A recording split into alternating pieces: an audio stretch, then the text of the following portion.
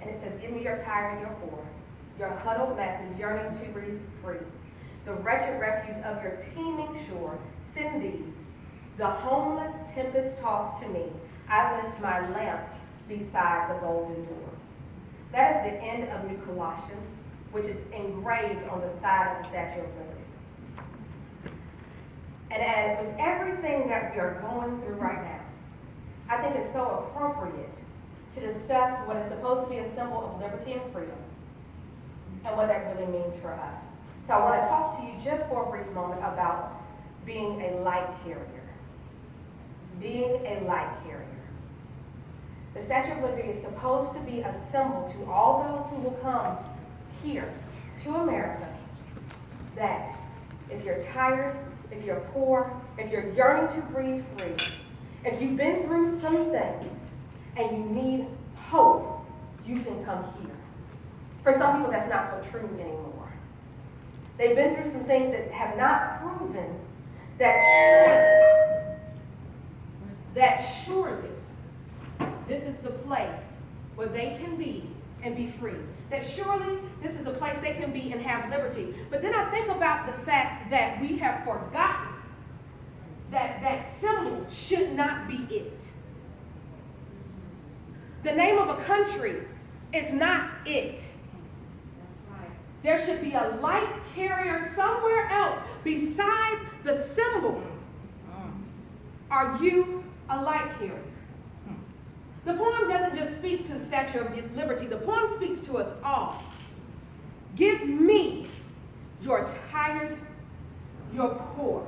When we're stopping even right there, we have to remember that poor is not just in money.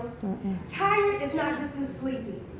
It is everything that we go through. Some of us are very tired. A lot of things have happened to us.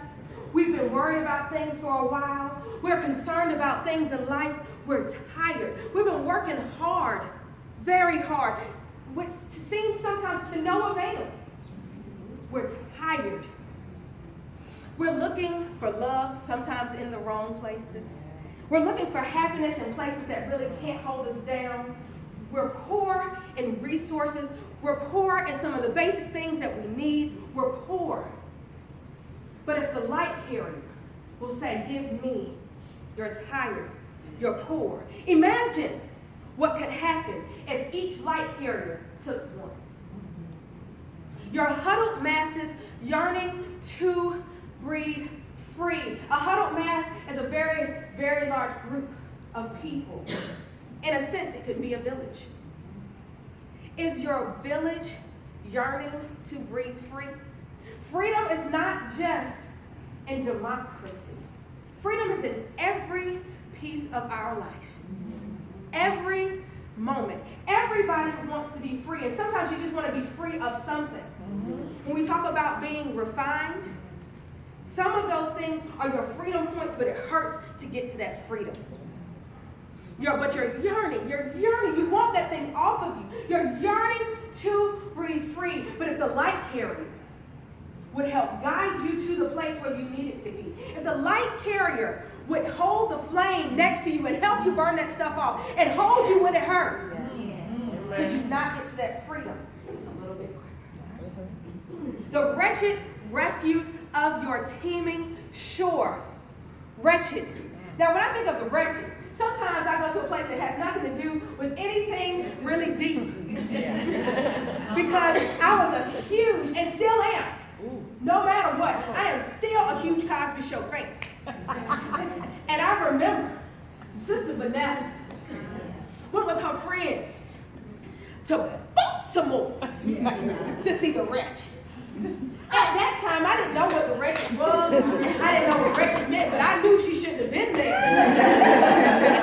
Baltimore, as Claire so eloquently said to us. She was somewhere doing something she wasn't supposed to be doing. She thought she was having big fun, being wretched. Some of us are in that same place. Yeah. The wretched are those people who are basically toe up from the floor. Yeah. And sometimes we have big fun with the wretched. Yeah. But we can't always do that.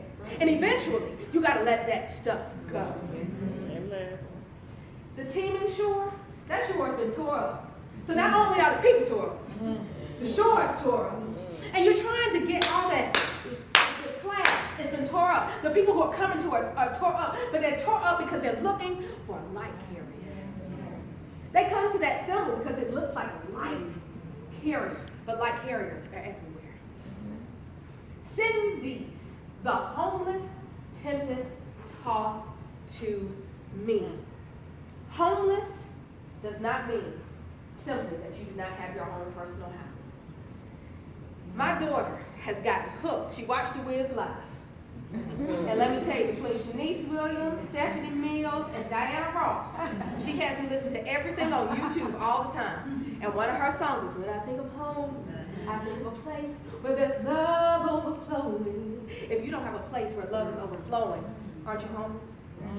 That's good. That's good. Sometimes we can have every bit of physical everything, and we have absolutely no home. They say home is where the heart is, but the question is, where's your heart? Some of us can't find our heart sometimes because it's so weighed down with so many things that need to be removed from us. But some of those things we deliberately hold on to because we don't trust. We don't have enough faith that if we let them go, there's something better behind. The tempest tossed, those are those people, once again, that have been battered, they've been bruised. And if you look at the definition, it says violently. Sometimes our violence doesn't show up on our skin. You can't see the bruises until you talk to them. Yes. Amen. I was talking to some young ladies just yesterday, and we were talking about some people they don't particularly get along with, and they were saying, well, I don't understand why she doesn't like me. I said, baby, you don't know her bitter. You don't know why she's bitter. An awesome man of God, Michael Walgren, comes to Ebenezer United Church of Christ every year for revival. And one year he said, don't die without giving birth. And he took it to Sister Michael in the Bible. Sometimes we don't look at these characters all the way we should. And Michael was the wife of David. We talk about David. He was a man after God's own heart. David was a mess. But he was still after God's own heart. Amen. But David got Michael. She was given to him. Have her. And he loved Michael. And Michael loved him.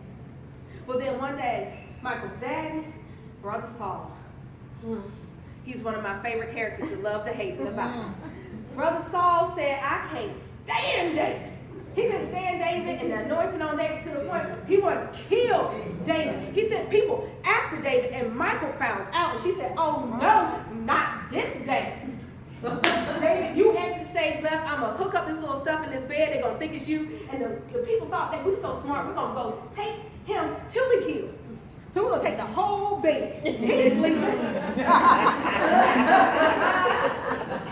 And they took that whole bed. And when that bed got to where it was, David wasn't in it because Michael had looked out for him. But then he fled. And while he was gone, her father gave her to another man, Paltiel. And she had decided and was resigned in her spirit that this is it. I'm going to be with Paltiel. I'm going to be a good wife. We're going to hook this up. And then David called for her again. Saul, hey, David again. David had somebody who wanted to prove a point to him. I'm going to be faithful and loyal to you. David said, go get the wife that I love. So this man, general of the army, Michael, let go. And she was taken from Paltiel and given back to David. So why is she bitter? Why when he came back with the Ark of the Covenant, he was, woo, yeah! And he danced out of his clothes, and she was fussing at him. How dare you disgrace yourself? Why is she bitter? If you're handed from person to person to person to person, and you're shown that you're not valued much, you're not worth much, why would you be bitter? Of course you're bitter. But we ridicule her all the time. But that's because we don't take the time to figure out how she is tempest tossed. Well, the poem ends with, I lift my lamp beside the golden door. That door is golden because it's supposed to mean opportunity. That door is golden because it's supposed to show that you can go on, you can move forward. But if you can't see it, how can you ever get to it? Every person in here, whether you want to be or not, is a light carrier. Because infused in you is the light of the world. And because of that, you have responsibility. Because of that, you have to get some things out of your way so that your light can so shine before men and women. But you gotta let it burn away. You can't be so concerned that there may not be something behind it, that you don't let those things go so that your light can shine. So I challenge you today, as I said earlier, to release something before you leave today so that your light can shine just a little bit brighter. So all of those who need to see it, to get to where they need to be, can see their path